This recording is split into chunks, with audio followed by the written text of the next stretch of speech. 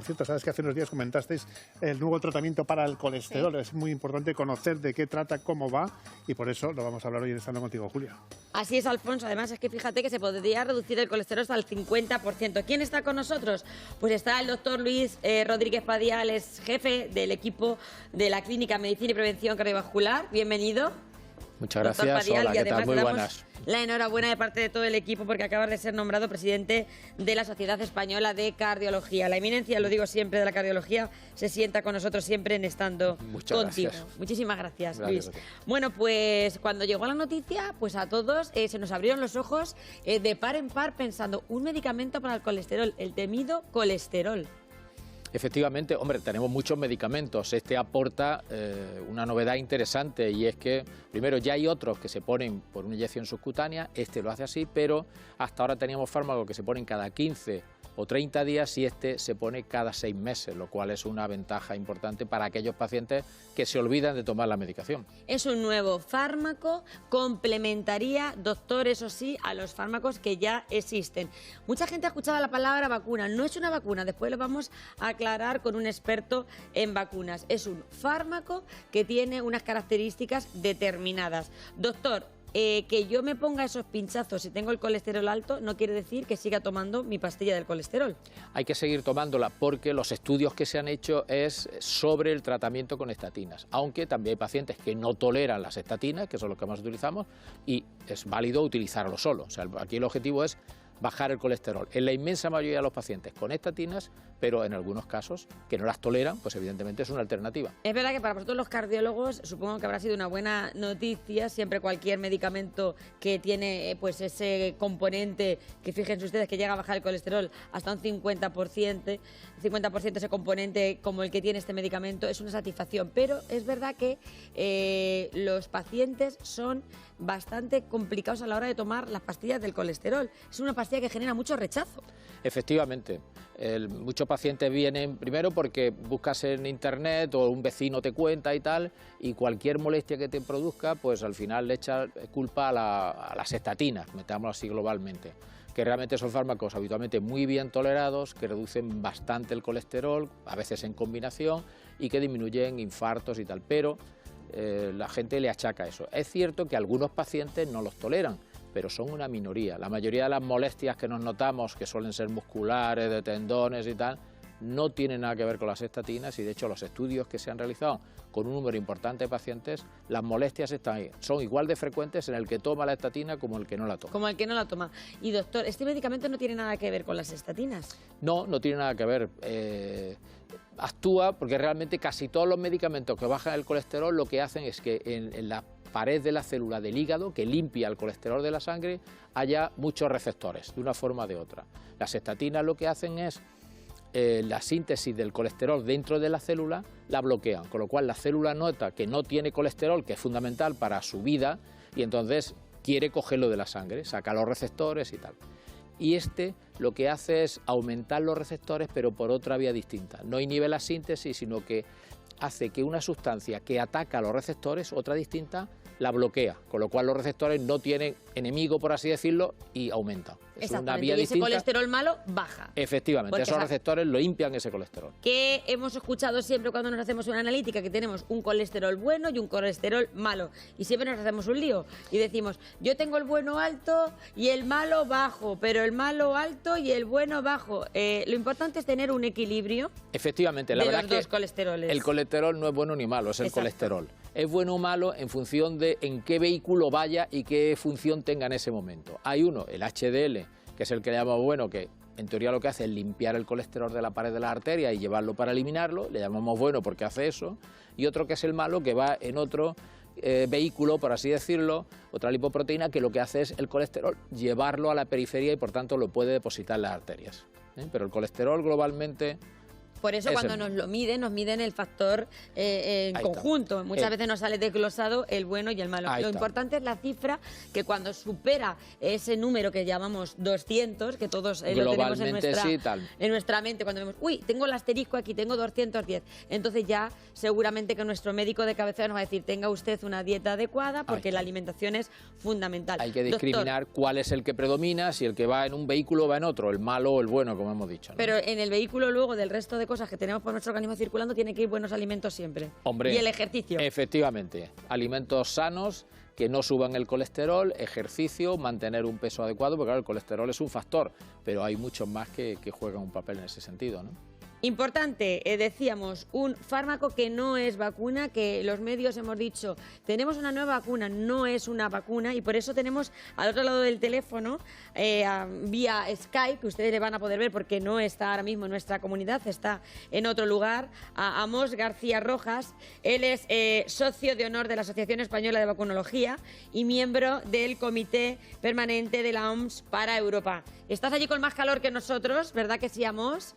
Sí, algo de más calor, una temperatura quizás algo más agradable, como es lo habitual en el marco territorial en el que vivo. Claro que sí, es un gusto estar ahora mismo en las Islas Canarias. Bueno, siempre, ahí hace una temperatura maravillosa durante todo el año. Bueno, hablando de temperatura, vamos a poner el termómetro a este nuevo medicamento. ¿A usted qué le parece? Hombre, cualquier medicamento nuevo que se incorpore al listado de productos que tenemos contra determinadas enfermedades y que tenga una eficacia y un perfil de seguridad adecuado, hay que valorarlo positivamente. Ahora bien, no debemos confundir los términos. Yo he estado escuchando mucho estos días una vacuna contra el colesterol. Mira, la mejor vacuna que hay contra el colesterol es la dieta sana y el ejercicio físico. Y si con eso no es suficiente, una primera cadena de medicamentos que son las estatinas. Y si con eso no es suficiente y seguimos teniendo unos perfiles de colesterol malo elevado, entonces sería el prototipo de personas a las que habría que administrarle este producto, que no lo usamos para evitar un daño, el daño ya está producido, sino lo usamos para disminuir los niveles de colesterol malo a determinado perfil de personas que tienen, por ejemplo, un alto riesgo de patología cardiovascular, personas que tienen una hipercolesterolemia familiar, es decir, hereditaria, y es exclusivamente a este colectivo al que se le va a dirigir este nuevo producto. Aquí lo estábamos hablando también, Amos, con nuestro cardiólogo, con el doctor Luis Rodríguez Padial, y precisamente insistíamos en lo importante que es la vacuna del ejercicio y la vacuna de la buena alimentación. ¿Por qué entonces nos lo han vendido como vacuna? Porque nosotros hemos contado lo que nos han contado nosotros.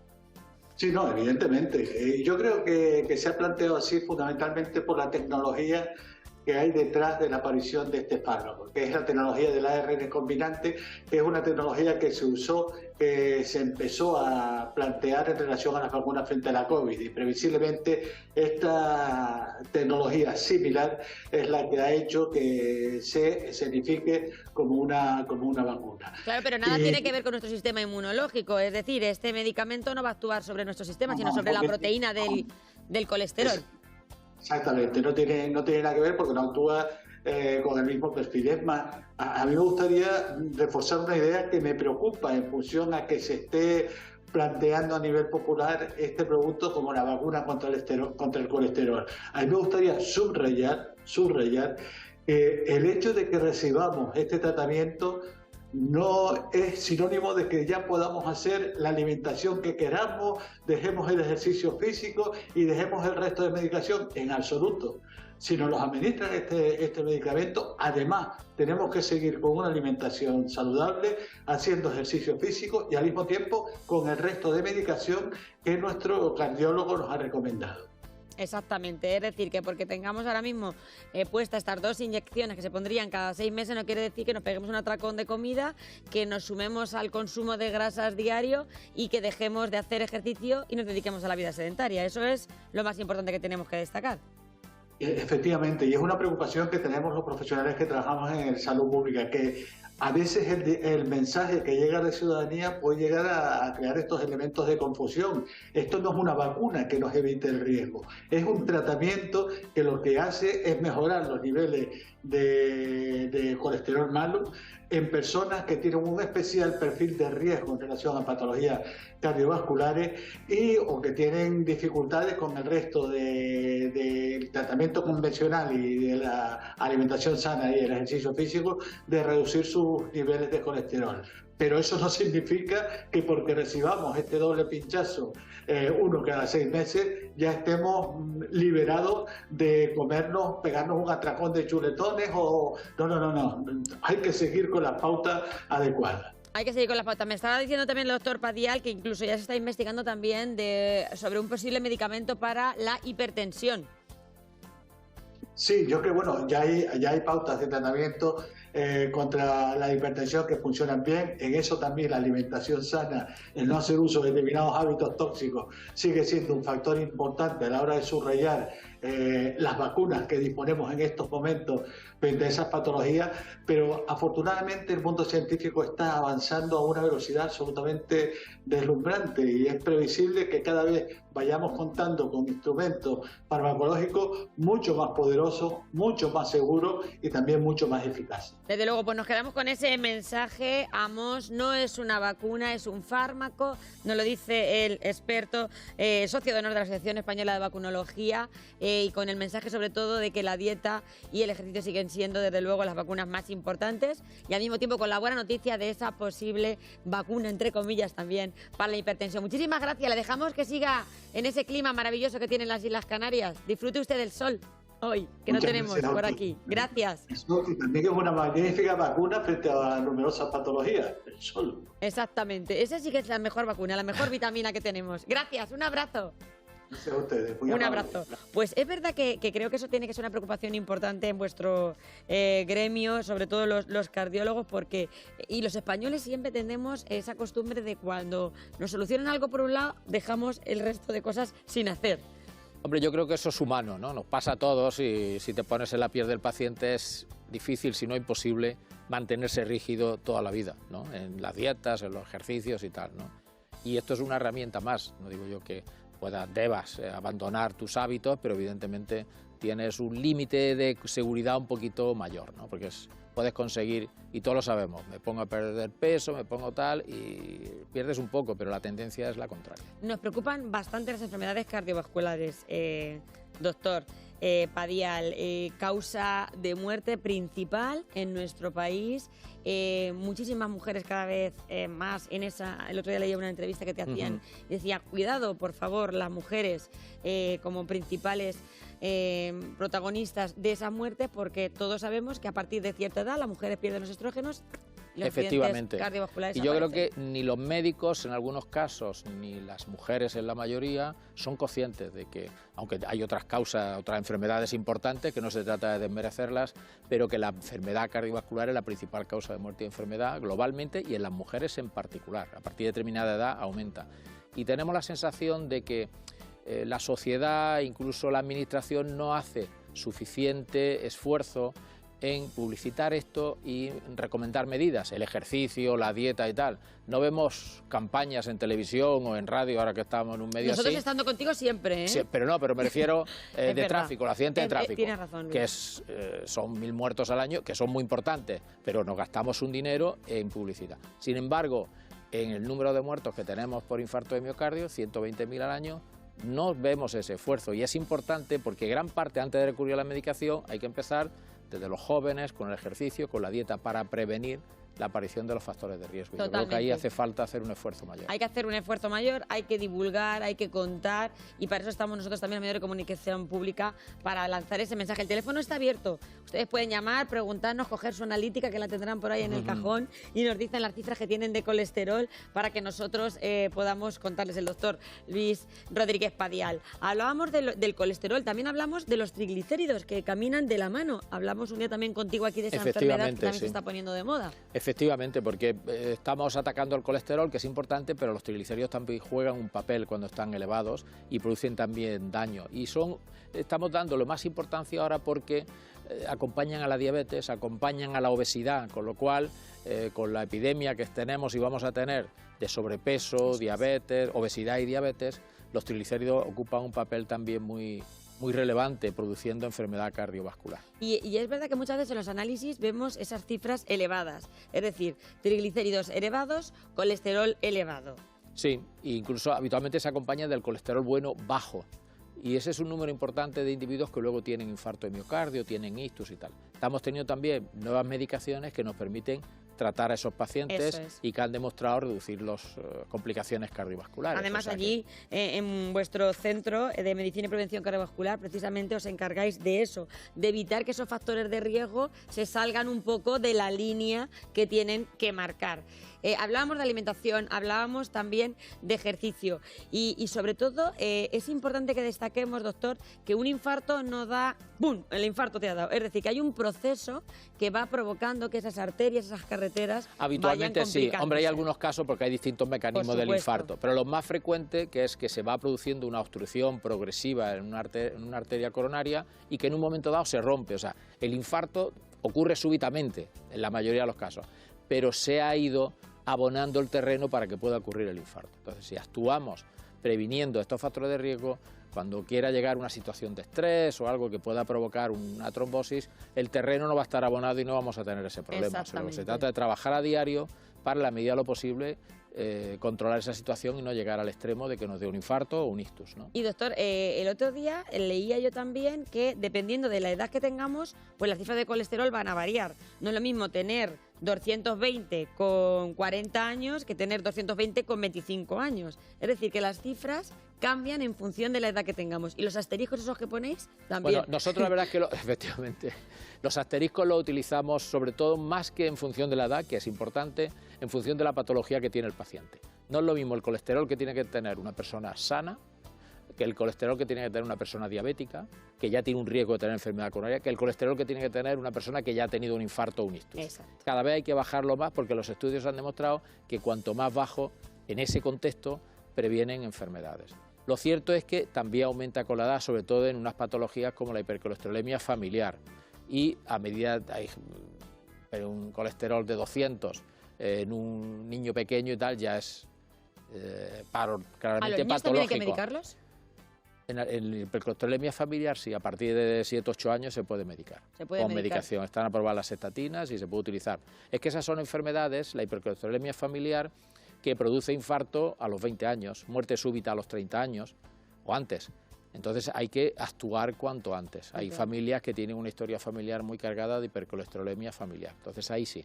En otros casos, si el riesgo de la familia es menor, la patología tal, dieta y ejercicio. ¿Y cuál es el problema, doctor? Que no da síntomas, porque tener un colesterol alto tú no tienes ninguna sintomatología, Efectivamente. a no ser que te hagas una analítica. Hay que hacer una analítica para detectar el problema. Te da sintomatología cuando ya llegamos tarde. Entonces, si uno tiene una historia familiar de patología precoz, cardiovascular, conviene a determinada edad, cuando vaya a hacerse analítica por otro motivo, ver el colesterol. En un niño de 2 años no, pero un niño de 8 o 9 años sí que conviene mirarlo alguna vez para saber qué colesterol tiene. ¿Qué colesterol tiene?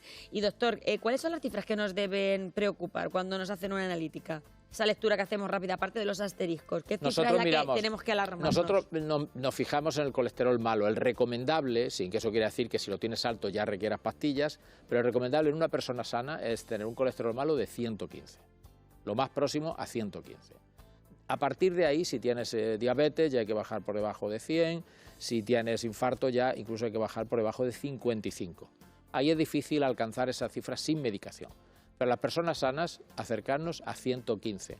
Y si tienes 120, 130, lo que hacemos nosotros es valorar el resto de los factores de riesgo. No es lo mismo una persona que no fume, que no tenga la tensión alta, según la edad también, que otra que fume, que tenga la tensión alta y tal. Entonces tenemos que ser más estrictos en aquellos que tienen otros factores de riesgo, porque el riesgo global depende no solo del colesterol, sino del resto de los factores. Y lo contaba también el profesor Amos, este medicamento, este nuevo fármaco que va a reducir el colesterol al 50%, que complementa a los que tenemos, de momento no se va a poder utilizar para todo el mundo. No, porque las autoridades sanitarias, hombre, el medicamento tiene un coste y tenemos fármacos muy buenos como son las estatinas que resuelven la mayoría de las situaciones. Entonces se lo han reservado a aquellos pacientes que no toleran estatinas o que con estatinas no alcanzan esos objetivos que a veces son bastante estrictos. El medicamento tiene estudios en marcha para demostrar que reduce la mortalidad. De momento no tenemos esos datos, aunque sus primos hermanos, los inhibidores del PCSK9, esos que se ponen cada 15 o cada 30 días, sí tienen esos datos. Entonces, todo lo que baja el colesterol es bueno, pero entonces se ha reservado. Podría, hipotéticamente, utilizarse en pacientes que no tomen ninguna medicación. El colesterol lo va a bajar igual y el beneficio se supone que va a ser igual. Y de hecho lo usamos en aquellos pacientes que no toleran las estatinas. Y no le podemos dar estatinas. Ejercicio y dieta sí, pero de momento los más utilizados porque han demostrado mayor beneficio son las estatinas. Por eso siempre los estudios se hacen en aquel paciente que está tomando estatinas y no se controla y además le ponemos la medicación. Y por eso extrapolamos esa información a la práctica clínica en ese contexto, pero se podría utilizar en otros. ¿Y podríamos decir, doctor, que tomar la pastilla del colesterol es un seguro de vida? Que como hay gente que dice, ¡ay, ya me ha bajado, me la voy a dejar de tomar! No, ¿Es un seguro de vida? Efectivamente, hombre, por lo menos es una garantía de que vas a tener menos riesgos, seguros hay pocos, pero menos riesgo de tener enfermedad. Pero hay que transmitirle al paciente que hay que bajar el colesterol y mantenerlo bajo a lo largo del tiempo. Poco sentido tiene bajarlo, tenerlo bajo 2 o 3 meses, luego descansar, tal, que suba, que tal, porque al final no es que no hayamos conseguido nada, pero hemos conseguido mucho menos de lo que podríamos conseguir. Tomar la medicación, tomarla de forma regular y mantener el colesterol bajo a lo largo del tiempo. Exactamente, que esas carreteras por las que van los dos vehículos, que nos lo explica muy bien el doctor Padial, el colesterol bueno y el colesterol malo, no se encuentren obstáculos, es decir, que vayamos con nuestro ejercicio y nuestra dieta manteniendo pues una salud en condiciones, una salud, como dice usted, con tranquilidad y buenos alimentos. Hay tranquilidad y buenos alimentos. Que no necesite utilizar medicación y en el caso de que la necesite, pues ya estarían estos fármacos que nos demuestran que la medicina sigue avanzando y que con 2 inyecciones podríamos bajar ese colesterol al 50%. Pero la carretera, cuanto más despejada esté, mejor. Mucho y de mejor. eso nos encargamos nosotros. Efectivamente, ¿Sí? ahí está. El mantenimiento es cosa nuestra. Lo intentamos, por lo menos lo intentamos. Bueno, doctor Padial, muchísimas gracias, de verdad, gracias como siempre, a vosotros, un por placer. estar con nosotros.